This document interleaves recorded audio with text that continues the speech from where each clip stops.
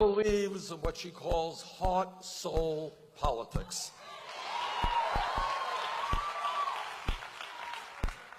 And she has been with me all over this country. She has been doing a fantastic job. And the only thing that I don't like about Nina is following her. That's always a hard thing to do. But I love Nina, and we're going to continue working together.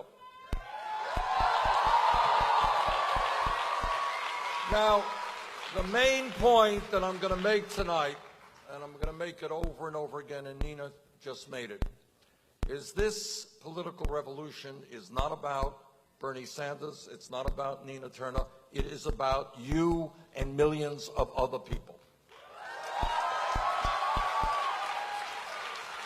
And what the political revolution means is that you are the revolutionaries. And what this campaign has shown, not just in winning 13 million votes, but in taking on the establishment all over this country, what it has shown is that millions of people are prepared to stand up, fight back, and create the nation we know we can become.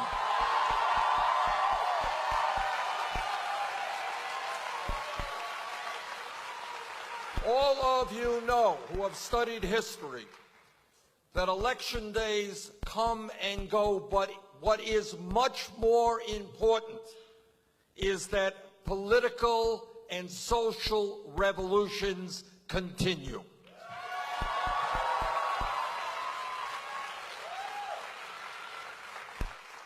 And that our goal from day one has been to transform this nation, and that is the fight we are going to continue.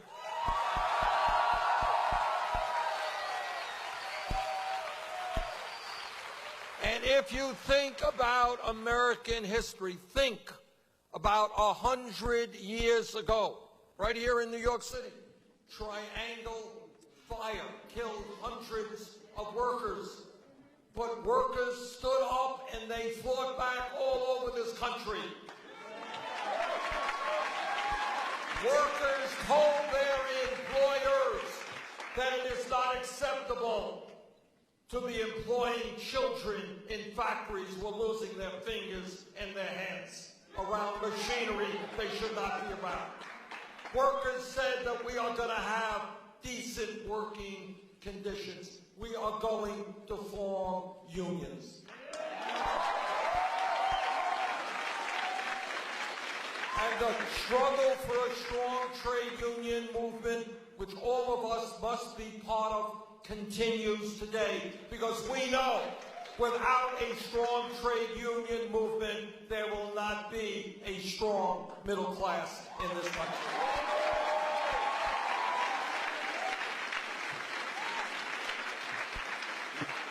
I want you all to be thinking about how many workers stood up, went to jail, some died in the fight to create the kind of trade union movement that helped create the American middle class. Think about the civil rights movement.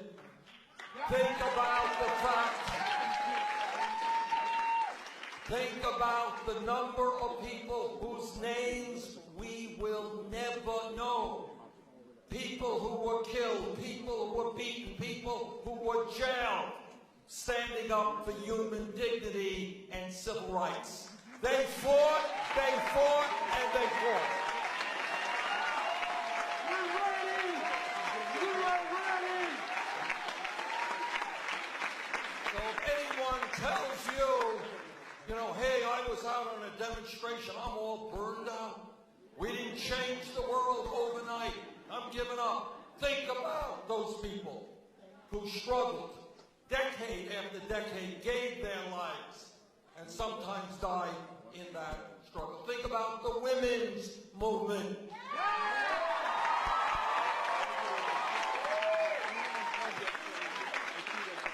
Think about the fact that this is what revolution is about. 100 years ago, women in America did not have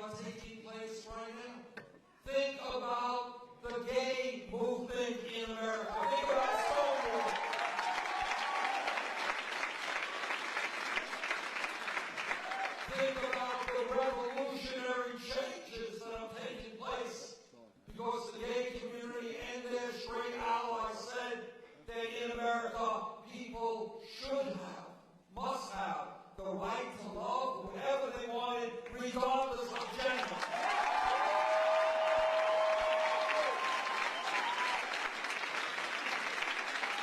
I want you all to remember, I was there a little bit older than any of you. And I was there, and I heard the hostility, and I heard the ugliness, and I heard the hatred. But people stood up proudly and with dignity, and they continued the fight for gay rights. And today you go out, and this is what a revolution is about.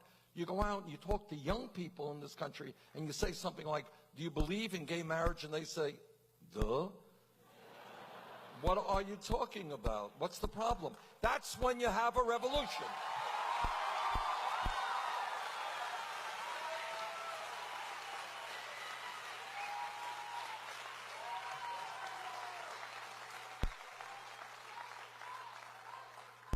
Think about the fight for 15. All right? And this is still going on. It's right in front of us. If we were here 5 years ago, no time at all, and somebody jumped up, and I want you to think about this, and said, you know, Bernie, this $7.25 federal minimum wage is a starvation wage, and we've got to raise it to, say, $15 an hour. Person next to her would have said, you're nuts. You're asking too much. You want to more than double the minimum wage, which is a pretty damn big demand. But what happened was that people working in the fast food industry, in McDonald's and Burger King and in Wendy's, you know what? They stood up. They went out on strike. They demonstrated, and I was very proud in D.C. to have been out there demonstrating with them. And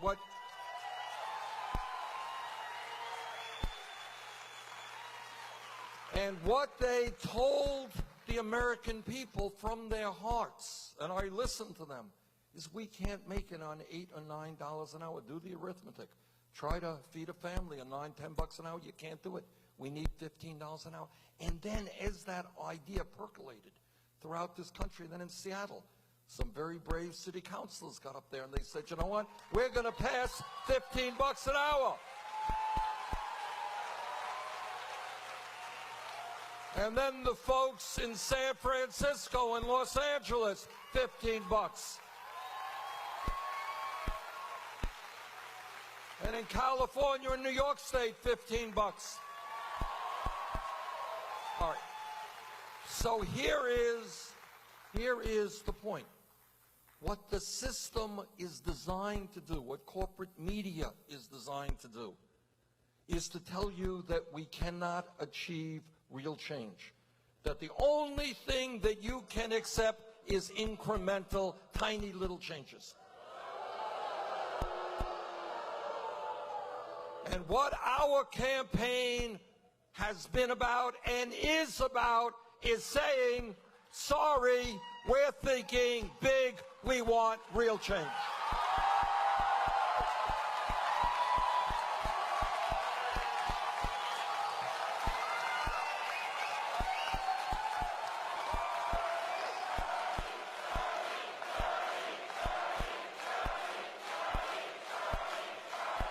And here is what together we are accomplishing. A year ago, the ideas that we brought forth, people said, the critics said, our opponents said, well, these are radical ideas. Nobody in America supports these ideas. Well, turns out a majority of the people in this country support these ideas.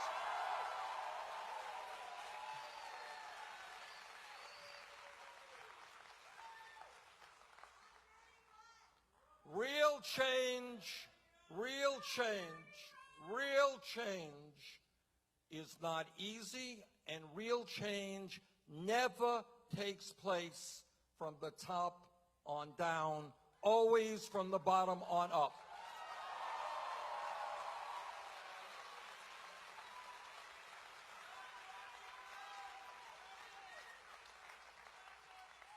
And that is what our political revolution is all about. It is not, and I'm a senator, so I have a huge ego. That's by definition when you're a senator. Huge, right? Ego, yeah. Tomorrow, I'm going to be in Syracuse, New York, campaigning for a guy who is running for the United States Congress. I'm going to do everything that I can to make sure he wins. We're going to go back to California and campaign for a woman running for the state Senate in California, and I think she's going to win. We're going to go all over this country because that is what the political revolution is about. It's not about me. It is about people at the grassroots level.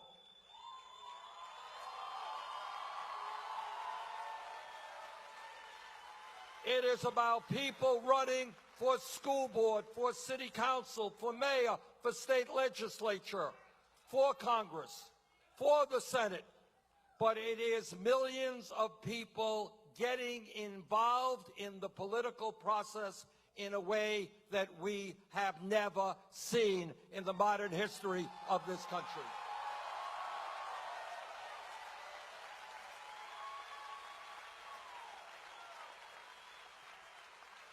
Last Thursday, I don't know if some of you saw it, I did an internet streaming speech. And here's what the point that I want to make. We did the speech and I said to people, look, we have got to build a grassroots movement. We need you and you and you to get involved at the local level. Do you know how many people have signed up? We got a lot of work to do. 20,000 people in every state in this country.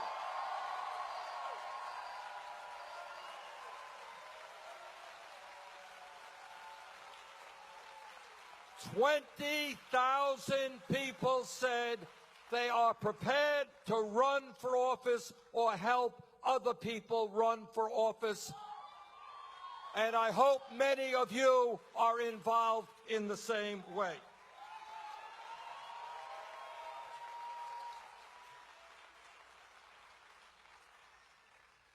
And the reason I think that there is so much interest in running is people are catching on that the ideas that they have and have had for many years are in fact mainstream ideas, that millions of other people support those ideas.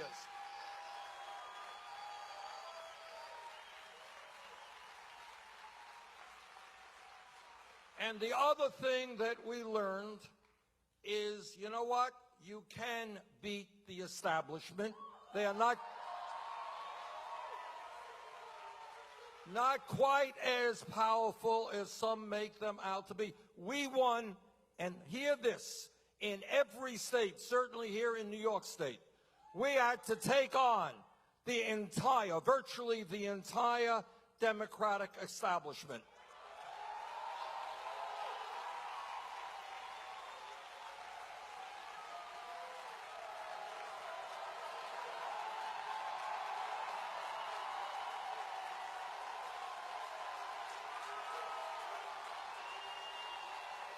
You know,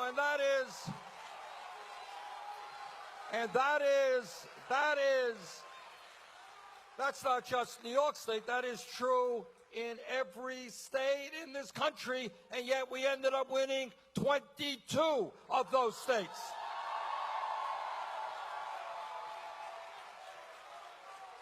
And I have no doubt that a strong, well-organized grassroots movement can take on the establishment and can defeat the establishment.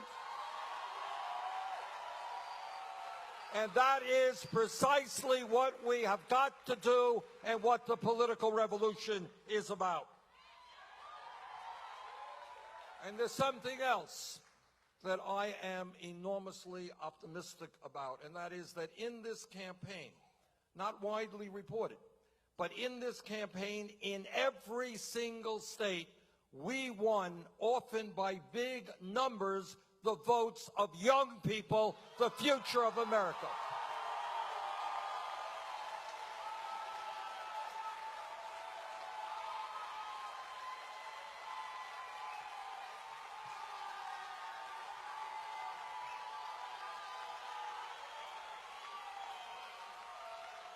And by young people, I'm not just talking about the 20-year-olds or the 25-year-olds. I'm talking about people 45 years of age and younger.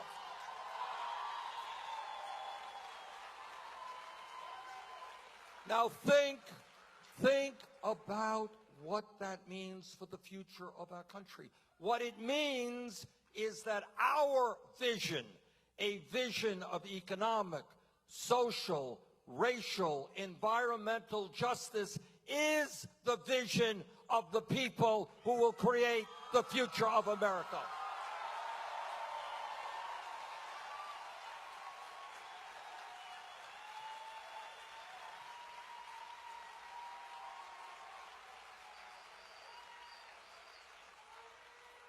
In this campaign, hundreds of thousands of volunteers made 75 million telephone calls.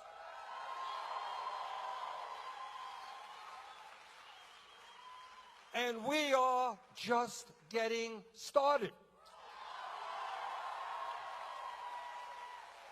Our volunteer canvassers knocked on over 5 million doors.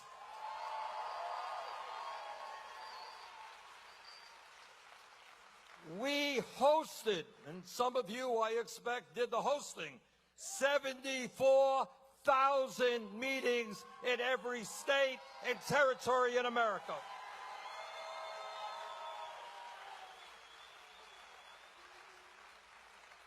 And what we showed is that you can run a powerful campaign without being dependent on Wall Street and super PACs.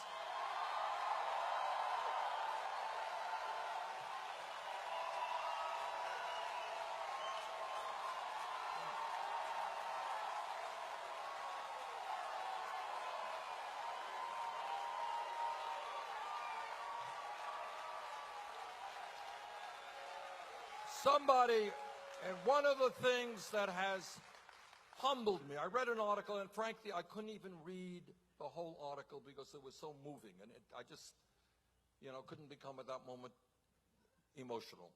I have to stay focused.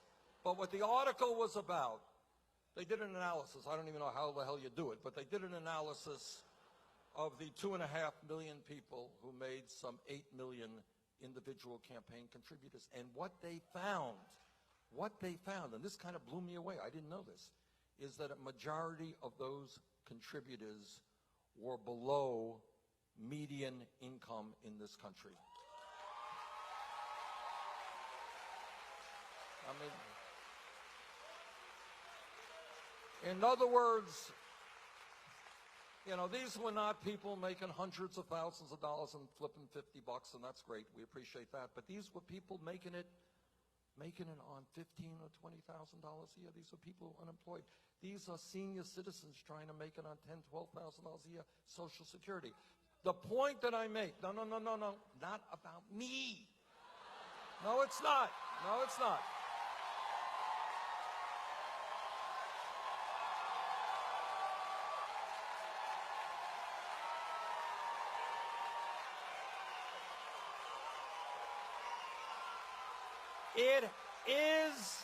It is and has to be about us, not me.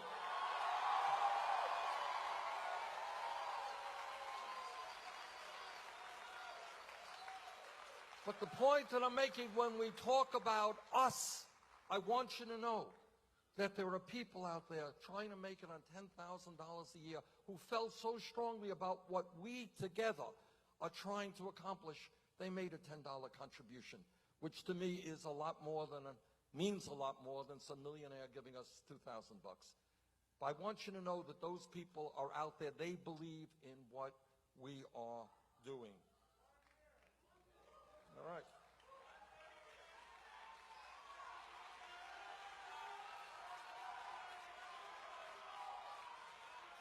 What this campaign is about is having the courage that every one of us has to understand that we're not going to allow corporate media to define the issues for us. We together are going to define the issues.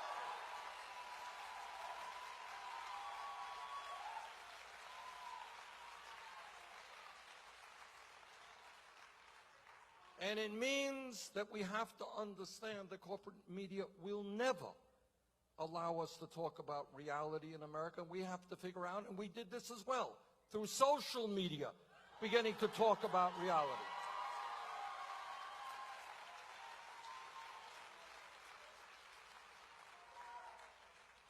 And what this campaign, the issues that we raise, which are already becoming mainstream issues, is talking about a campaign finance system which is corrupt, and that's the only word.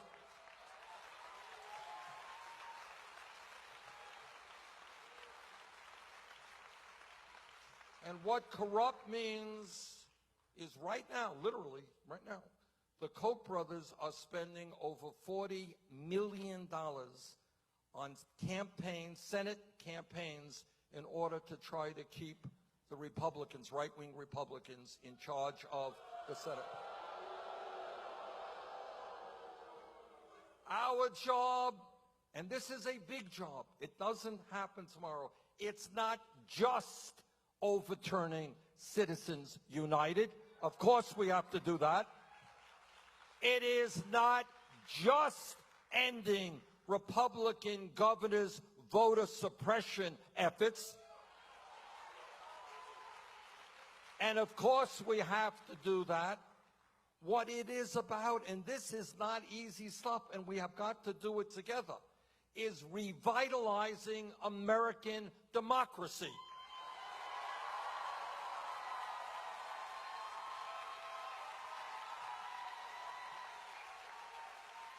And that takes so many forms. I mean, one of the forms it takes is that right here in New York State, 3 million New Yorkers were denied the right to vote in the Democratic and Republican primaries. I mean, it doesn't take a politically sophisticated person to figure out that that whole effort on the part of the Democratic and Republican leadership in this state is about making it harder for people to get involved in the political process.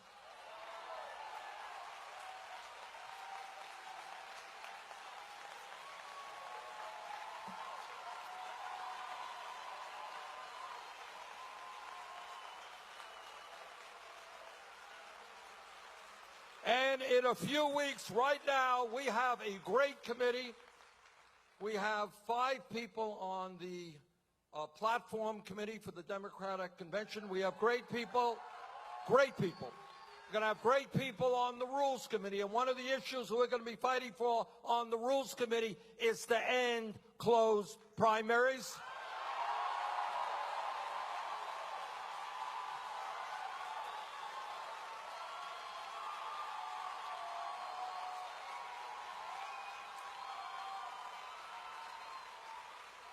It is also a fight to end the absurd situation where superdelegates can ignore the will of their constituents.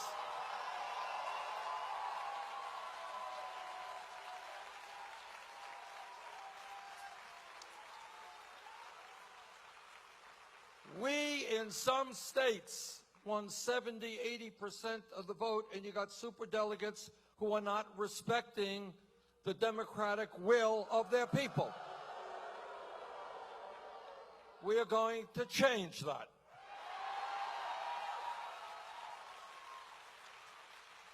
And in fact, while we're at it, we may as well transform the entire Democratic Party.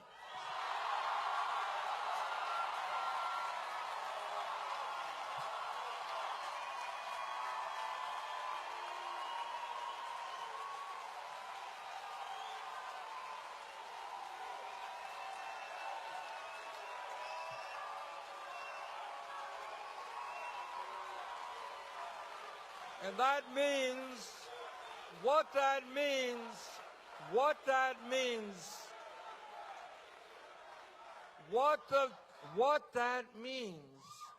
is forcing open the door for ordinary people, for working people and young people, rather than allowing wealthy campaign contributors to be running that party.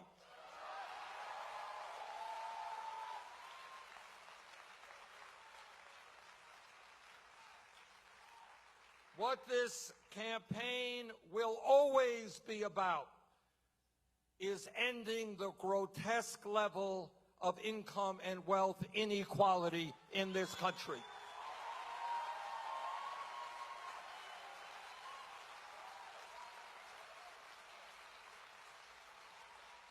I have repeated these numbers a million times, but every time I say it and I look at it and I think about it, it disgusts me. It disgusts me that we have a situation today where the top 1/10 of 1% owns as much wealth as the bottom 90%. Where 20 individuals own more wealth than the bottom half of America, 150 million people. Where in America today, the wealthiest country in the history of the world, the bottom 40% of our people own nothing, and many of them are in debt below water. Our job is to create an economy that works for all of us, not just Wall Street and the top 1%.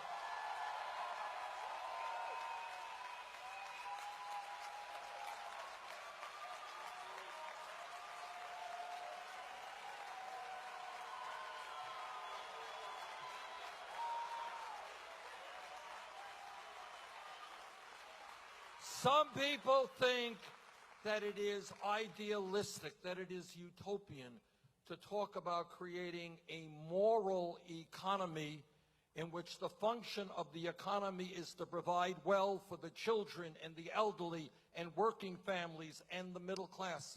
I don't think that that is idealism. I think that is the practicality of what we have got to do, and do it now, and we can do it.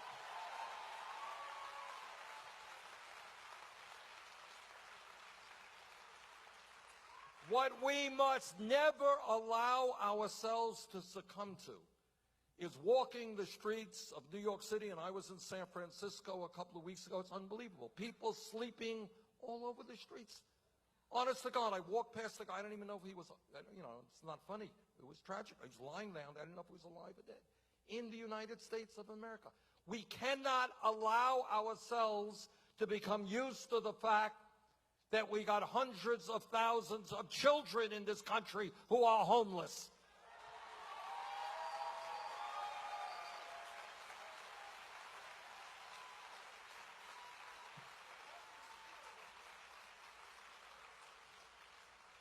That is our greatest danger, becoming used to it and thinking that it is normal. It is not normal. It is an outrage.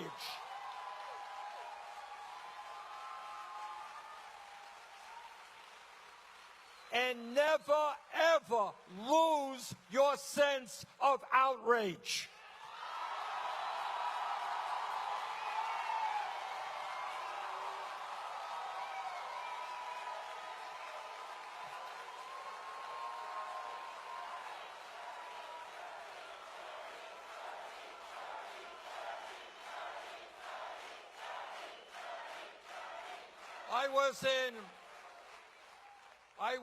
I visited, when I was in South Dakota, a very beautiful state, I visited the Pine Ridge Indian Reservation. Anyone know anything about Pine Ridge?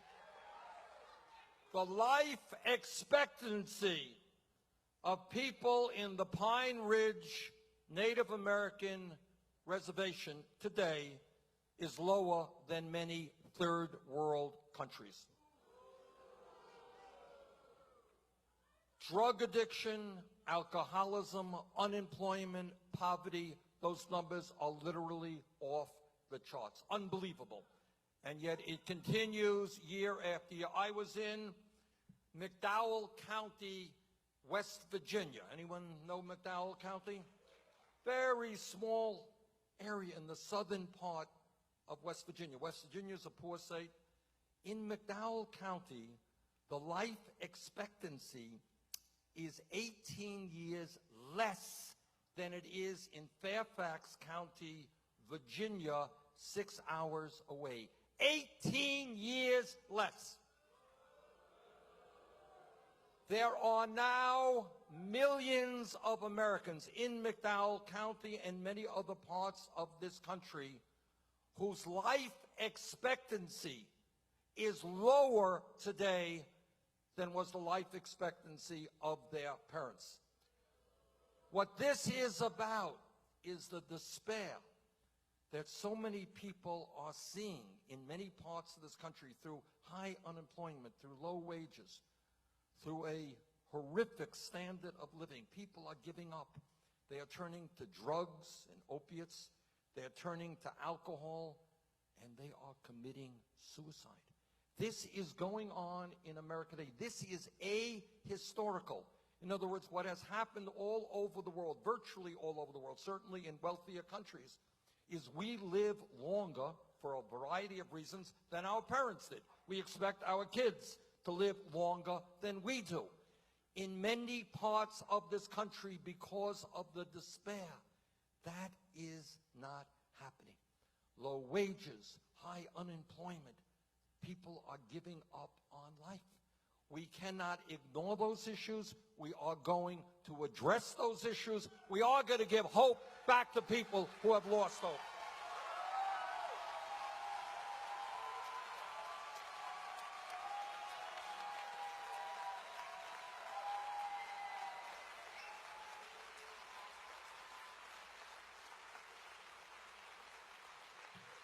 You know, I think most Americans would agree that when we talk about what constitutes a great nation, it is not the number of billionaires that you have. It is not the number of nuclear weapons that you have. It is how you treat the most vulnerable people in the country.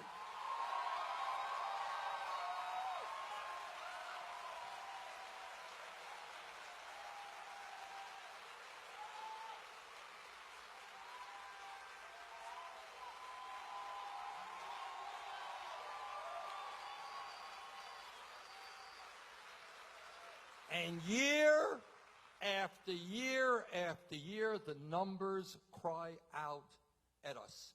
This country today has the highest rate of childhood poverty of almost any major country on earth. These children are the future of this country, and they are growing up in extremely bad conditions. Housing is inadequate. Nutrition is inadequate. Childcare is inadequate. That is not acceptable. If you're a patriotic person who loves this country, you got to love the children of this country.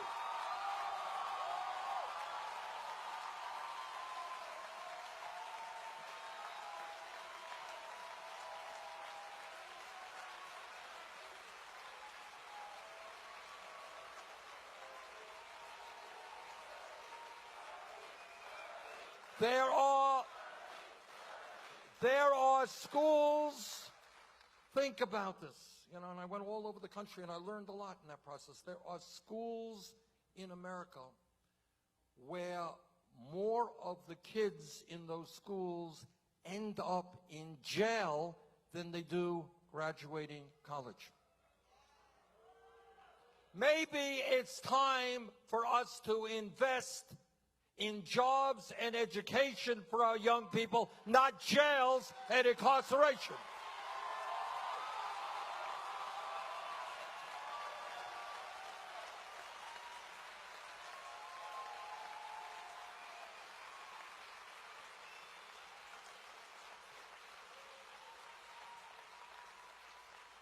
This is an American tragedy. We have 2.2 million people in jail, disproportionately African American, Latino, and Native American people are rotting in jails, and their children and spouses back home are hurting as well. We need major, major reform of a broken criminal justice system.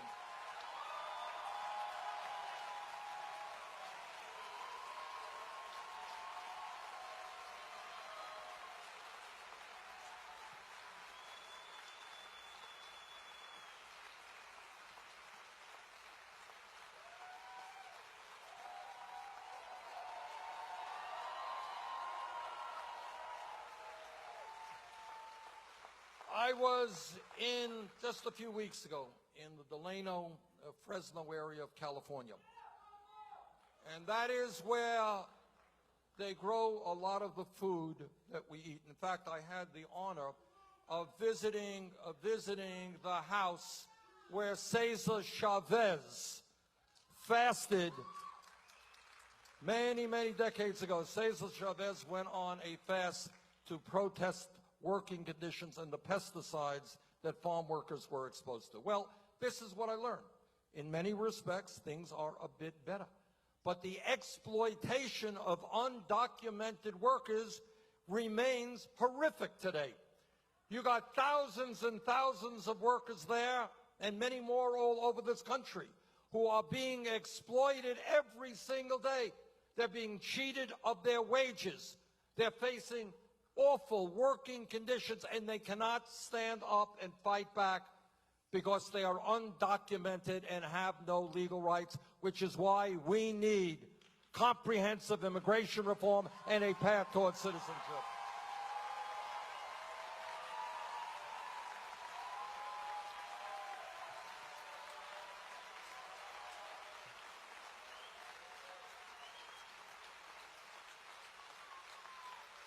And what I also learned, I didn't know this. You know, you go around the country and you see things and you learn things. I didn't know this. I was in Flint, Michigan, and I won't even tell you what I saw in Flint because that was so upsetting. But I was in, again, this area, Delano area of California, and I didn't know that this was going on. Thousands of homes there, when people turn on the faucet, they cannot drink the water because it is toxic water. They are bathing in bottled water. And by the way, they still have to pay their water bills. So this whole issue, I didn't know, thousands and thousands of homes, they cannot drink the water that comes out of the tap. Which is why, by the way, yesterday we should have banned fracking, and we damn well should do it tomorrow.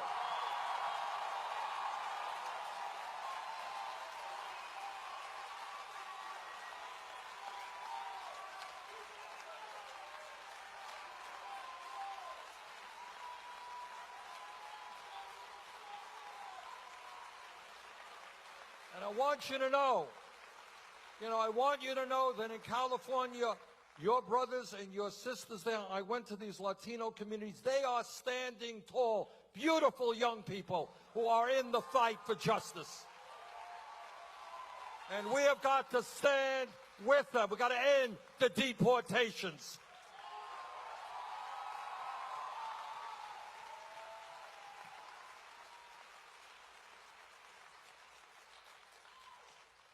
And what thinking outside of the box is about is, again, it's not accepting homelessness.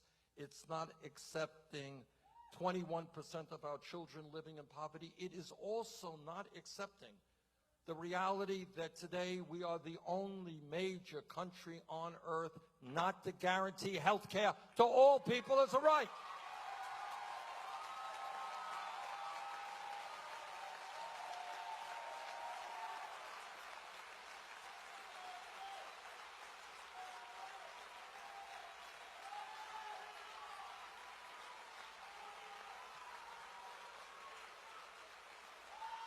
This is not an issue, I think, that any person on the other side can really debate because there's not much to be said. We have, despite the gains of the Affordable Care Act, 28 million people who still have no health insurance. Even more, including many in this room tonight, are underinsured with high deductibles and copayments. We lose, again, you don't hear much about this. This doesn't make CNN. It's not a big breaking news story.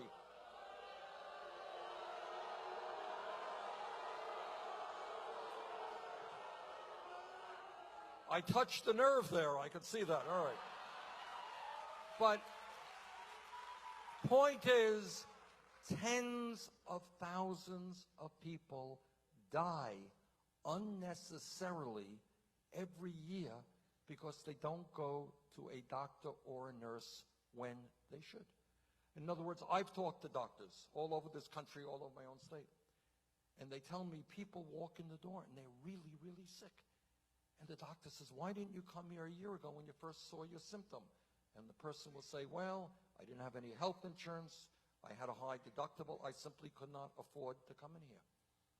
Some of those people end up in the hospital if they are lucky. Others find themselves in a terminal situation and they die. We pay the highest prices in the world for prescription drugs. Now, you don't hear much about that on TV because all you see is pharmaceutical industry advertising day after day after day.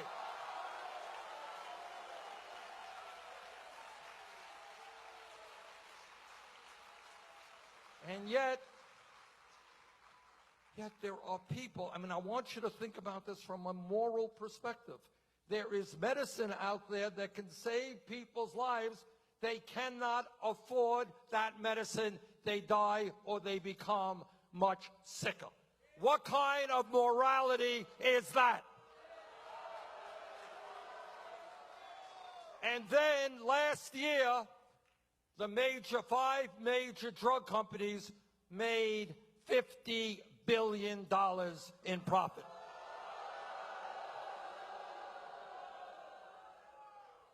We must never, ever, ever lose the vision that health care is a right of all people.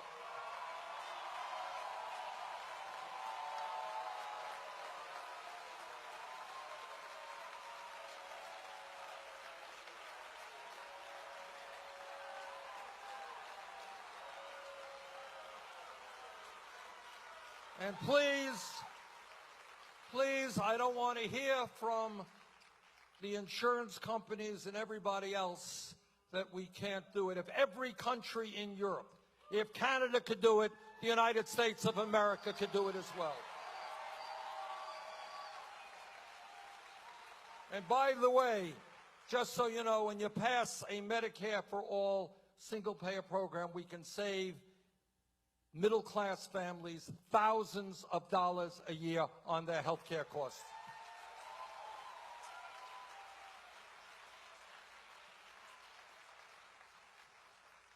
You know what else we do? I mean, this is just thinking outside of the box. Think what America looks like when literally millions of people do not have to stay at jobs they hate, and the only reason they stay there is they have decent health insurance.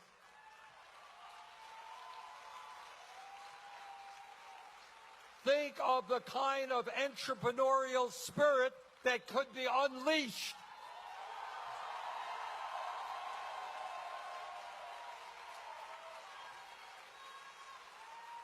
Think about small businesses not having to spend half their life worrying about health insurance and can pay attention to what their business is supposed to be about.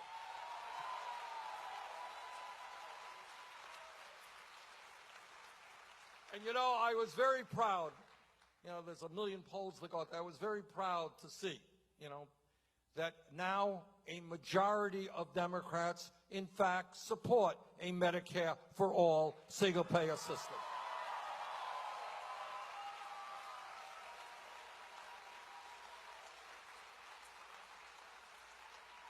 And here is an issue that together we have brought to the fore, and it ain't never going to go away, and that is the understanding that in the year 2016, we have got to make public colleges and universities tuition free.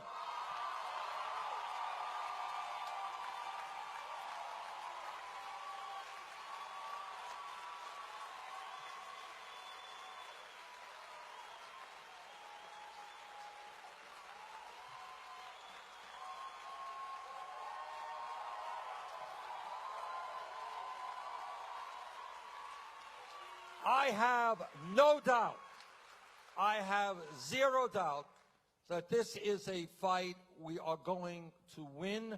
The only question is whether we win it in the very near future or a few years from now. But all over this country, I am seeing young people saying, wait a minute, this is insane. I am going to college, I'm doing my best, and I'm coming out of school $50,000 or $100,000 in debt. That is nonsense. It is unacceptable.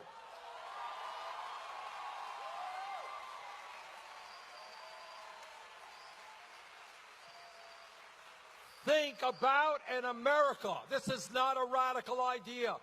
This is common sense. This is good for our economy in America, where people of all ages are able to go to school and get the education they need, the training they need.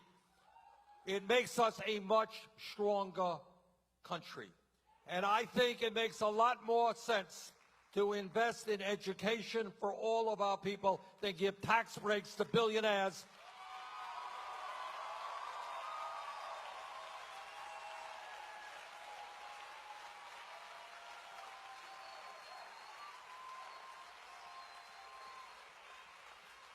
And what started a year ago as a radical idea, nobody thinks it's radical anymore.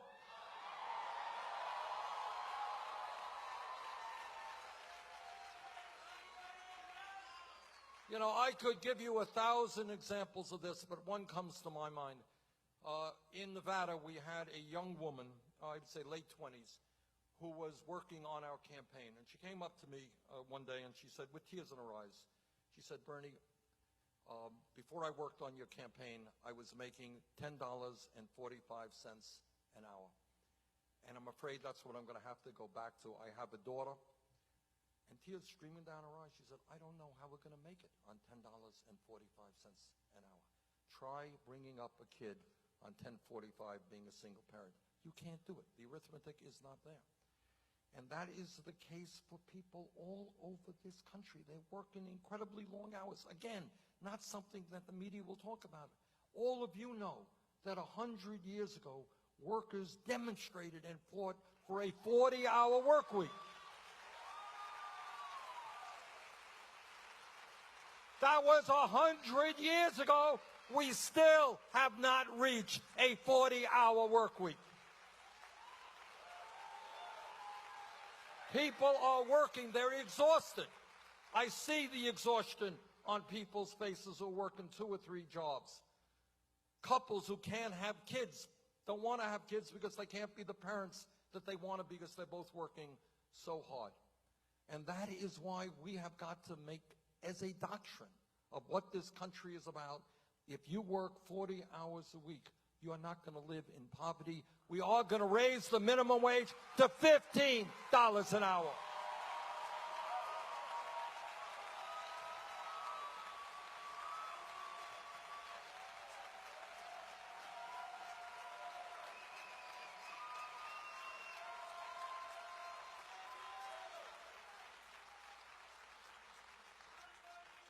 And this is a movement which is gaining strength all over this country. We have got to see it happen in every state in America.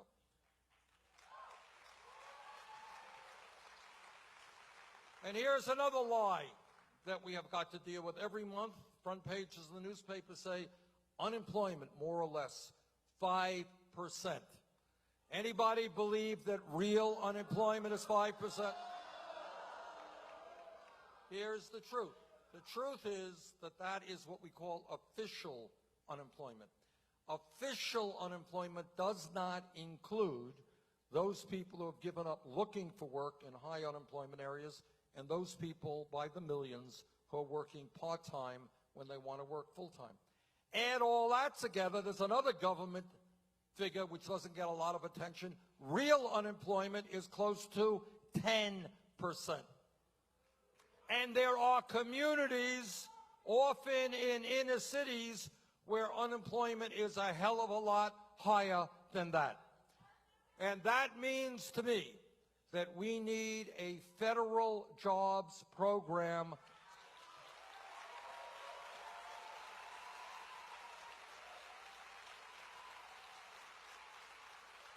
and the smartest thing to do is to rebuild our crumbling infrastructure,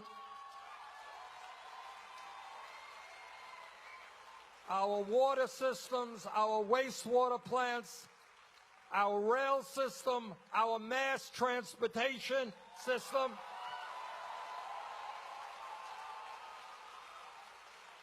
Our roads and our bridges, we can create 13 million good-paying jobs. And you know what else we need to do when we talk about infrastructure is build affordable housing in this country.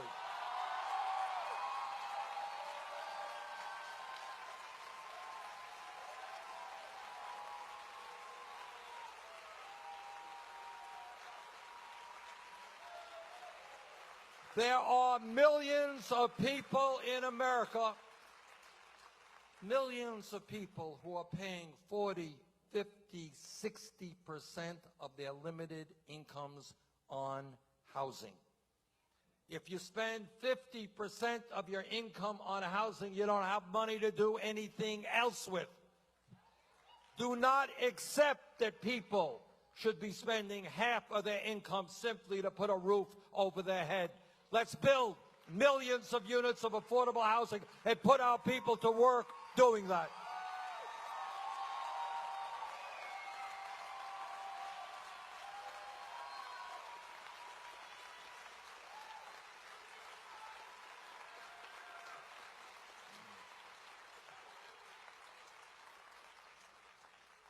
Now, a corrupt campaign finance system breeds corrupt public policy. So right now, you have profitable corporations making billions of dollars a year in profit that in a given year put their money in the Cayman Islands and in other tax havens, and in a given year do not pay a nickel in federal taxes. Children sleep out on the street and are undernourished, and corporations do not pay a nickel in federal taxes. That together we are going to change.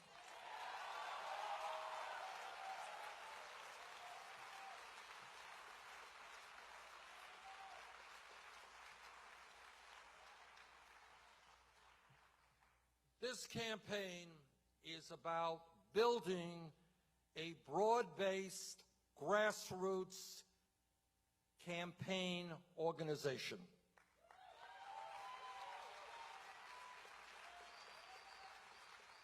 This campaign is about bringing millions of people into the political process. This campaign is about empowering people to understand that democracy is not a spectator sport.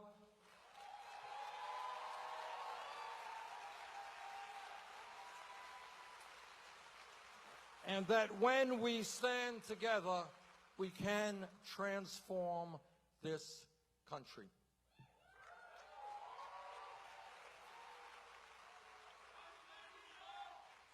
Right now, let me tell you, bring you up to date as to what we are trying to do. As we speak, literally, there are meetings of the Democratic Platform Committee. We have 5 great people on it. The platform that will come out of the Democratic Convention will be by far the most progressive platform in the history of the Democratic Party.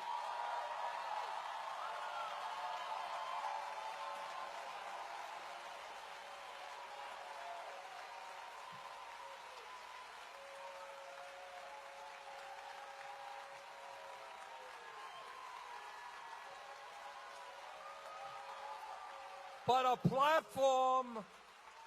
platform is 50 or 60 pages of paper. That platform doesn't mean anything unless we make certain that those ideas are incorporated into public policy.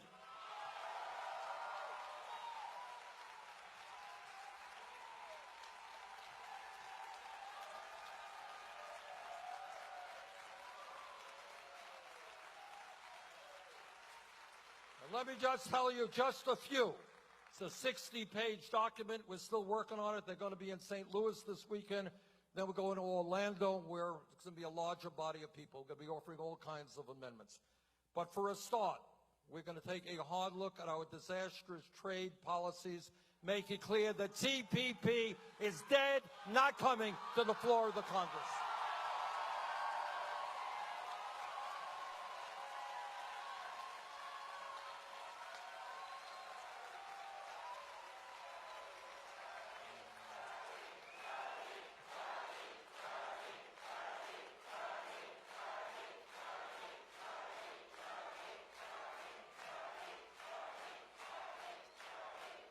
And when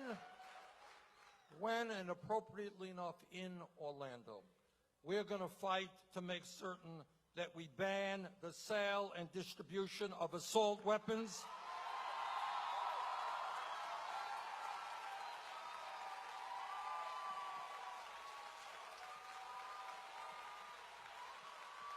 That we end the gun show loophole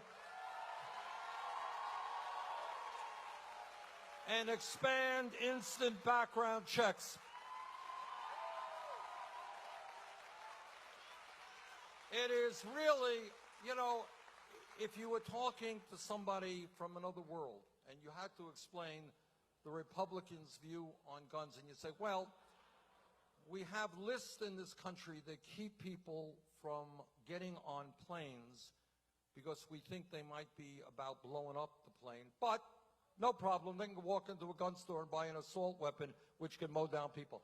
People would think you were crazy if you tried to explain that, all right? So we are going to take on the NRA, and we're going to do everything we can.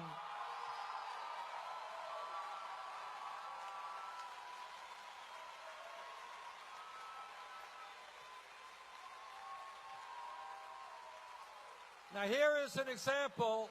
Here is an example of an area where we have already begun to make real progress. 2 or 3 years ago, some of you may remember, you couldn't open up the front page of the paper without hearing about Bowles, Simpson, and all of these guys who thought it was absolutely appropriate to cut Social Security benefits.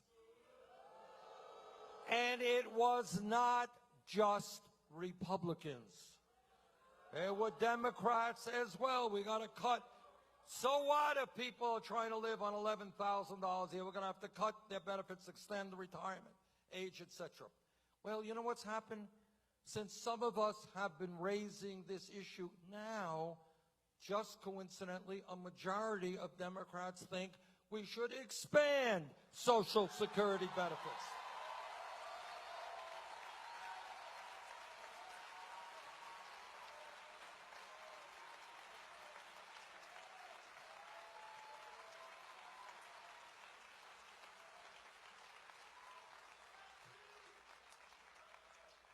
And when we talk about transforming America, everybody here understands that you don't bring about the changes that we need without taking on, in a very visceral way, the most powerful special interest in our country, and that means Wall Street.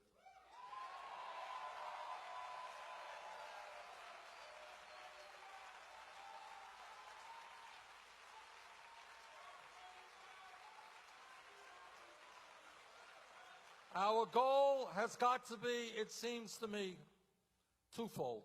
And this may well be an issue, we're going to bring to the floor of the Democratic Convention. Let people vote on this one. And that is, number one, the establishment of a modern-day Glass-Steagall legislation.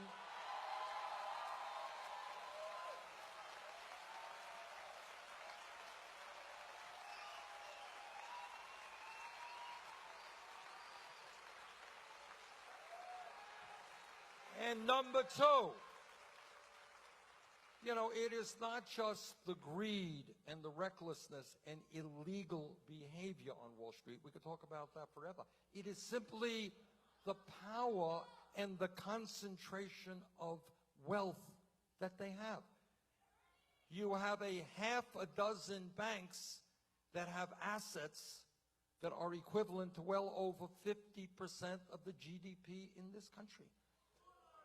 They write 2/3 of the credit cards and 1/3 of the mortgages in America. They have just unbelievable power. And they make money hand over fist. And there is, I don't think, much debate that their business model is fraud.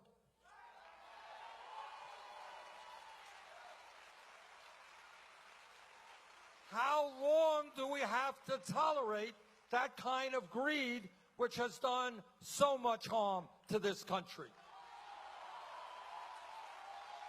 And that is why, in my view, and I think in the view of a lot of Americans, we got to break them up.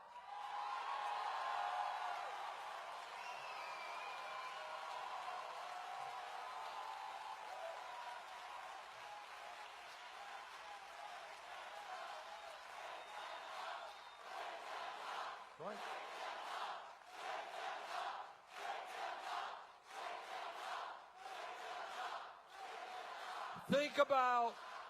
Think again outside of the box and think about a financial system where your credit card, if you're late in payment, you're not paying 15 or 20% interest rates.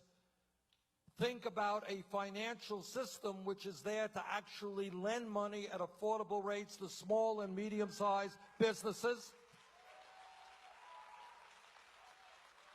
Think about a financial system which is not an island unto itself, designed only to make outrageous levels of profit. Now, one of the really, you know, we live in a pretty crazy world. And I work in a pretty weird institution called the Congress. And this is what, you know, on top of a lot of other crazy things, we have people who come to the floor of the U.S. Senate. As a matter of fact, we even have a presidential candidate named Donald Trump suggesting, all right, we'll get to Trump in a minute, but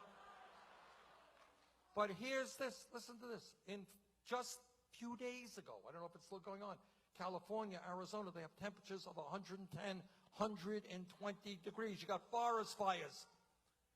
You got year after year, the temperature that the planet is experiencing is year after year the highest on record. We're looking at droughts. We're looking at forest fires, rising sea levels, acidification of the ocean.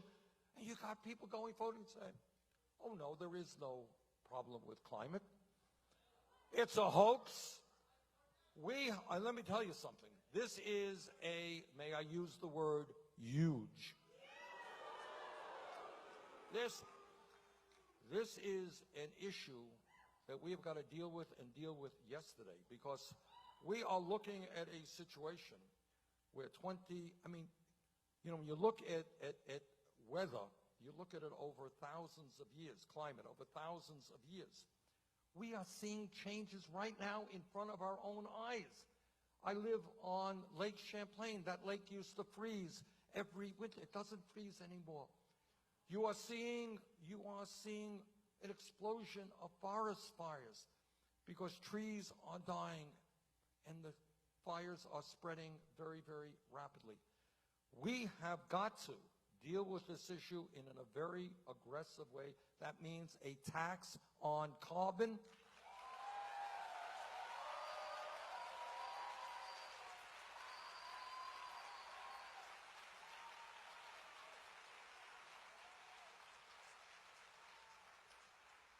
And it means, and I want you again to think about what America looks like. We can create millions of jobs transforming our energy system.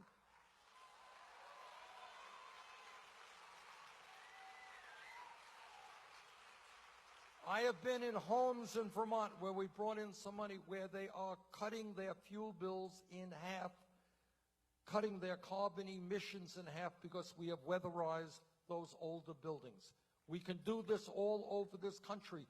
We can, some really good news. I mean, despite how slowly we're moving out in Wyoming, right now they're in the process of building the largest wind farm in the world.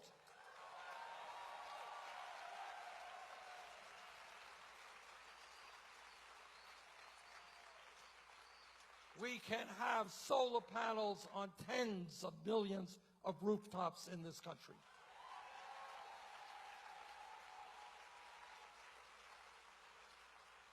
And that is exactly what we've got to do. We've got to lead the world. This is not clearly just an American issue. It's an international issue. But I worry very much. I've got 7 beautiful grandchildren, and I will be damned if I'm going to leave them a world which is not habitable.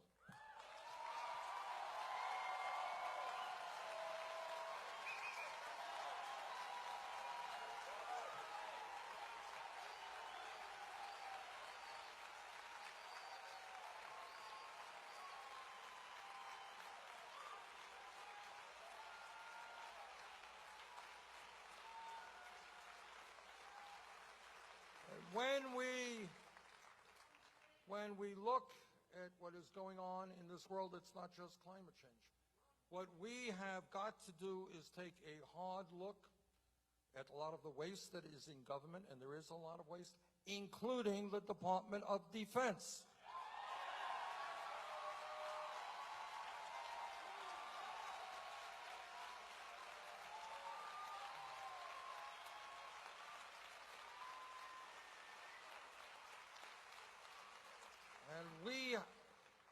And if we have not yet learned the dangers of arbitrary regime change, if we have not yet learned that, then shame on us.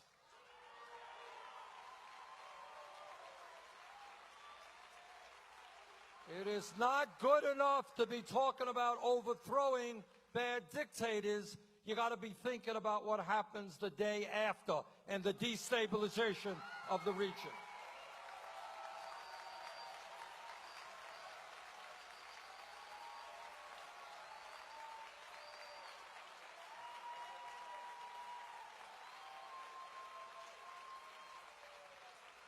I am the former chairman of the Senate Committee on Veterans Affairs, and in that capacity, I've had the opportunity not only to talk to many great veterans, I've talked to the Gold Star mothers and the wives of the parents of young people who never came home for war.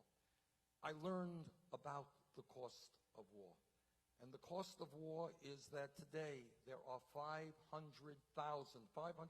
people in this country who served in Iraq and Afghanistan who are dealing with the very serious problems of PTSD and traumatic brain injury. That's the cost of war on top of the 6,700 people and the hundreds of thousands of Iraqis and Syrians who have died as well.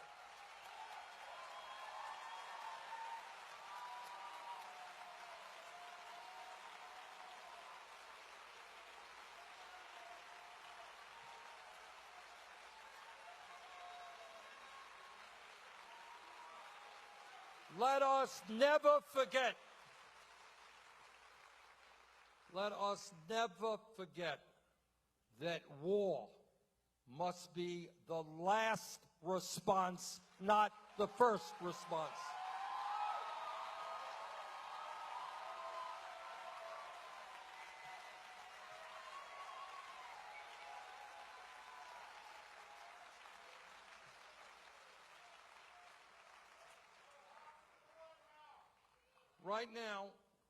Right now, what we have got to do is to make sure that our campaign is not just about defeating Donald Trump.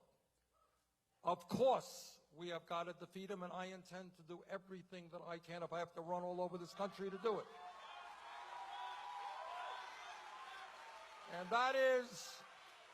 And that means we understand that Trump is so, I mean, it's hard almost to imagine a man who has such limited capabilities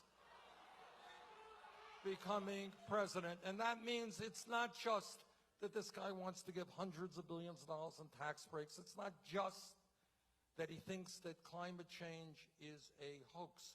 What is even uglier is that you think about the struggles that we have gone through as a nation for hundreds of years, fighting against racism, fighting against sexism, and that this guy is making the cornerstone of his campaign is bigotry, is insulting Mexicans and Latinos, insulting Muslims, insulting women, insulting African Americans. Do not forget that Trump, before he was a candidate, was one of the leaders of the so-called birther movement. Don't forget that. And what that movement was about, that effort was about, was to delegitimize, not disagree, delegitimize the presidency of the first African American ever to hold that position. That was what that campaign was about. So we have got to work tirelessly to make sure that Trump is not president. But that is not good enough.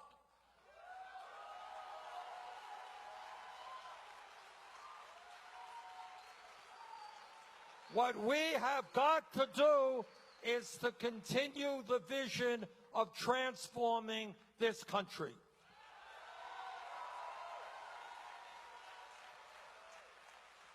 And the most important way I know that we can do that is for all of us to get involved in the political process. We need great people on school boards, on city councils. You know what? It ain't that hard. You got a little nervous at first. You know, I ran for mayor of Burlington, Vermont in 1981. And if you don't tell anybody, keep this a secret between us, I had gone to one city council meeting in my life, and I fell asleep. It was so boring. And I had no clue about how you run water departments and electric departments and fire departments and police departments and parks departments. But you can learn.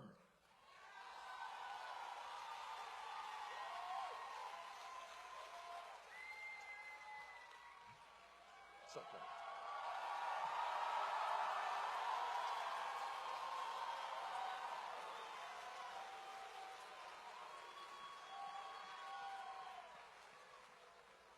So what we have got to do, and what the revitalization of democracy means, is getting people, getting your hands dirty.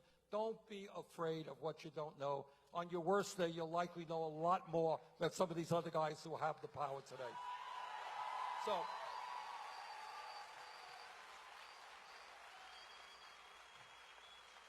So let me just conclude by thanking all of you, and the struggle continues. The struggle continues. Thank you all very much.